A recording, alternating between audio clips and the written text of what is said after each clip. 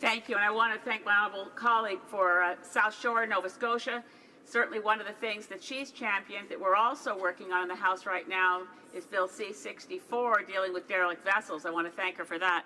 But when she happened to mention we had a good fishery in 2012, we'll have a good fishery again, I think about the historical nature of this act. It came into being in 1868.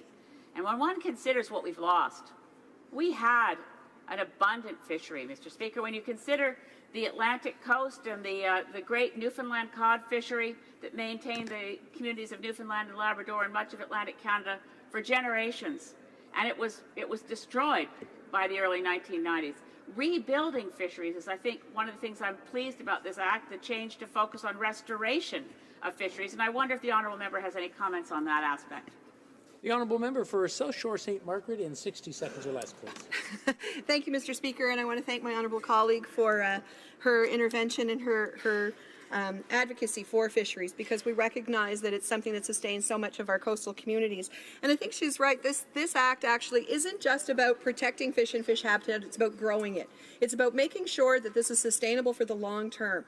We need to make sure that we don't just sustain, but we do have abundance in fishery, and I think that this act is going to go a long way to making sure that happens.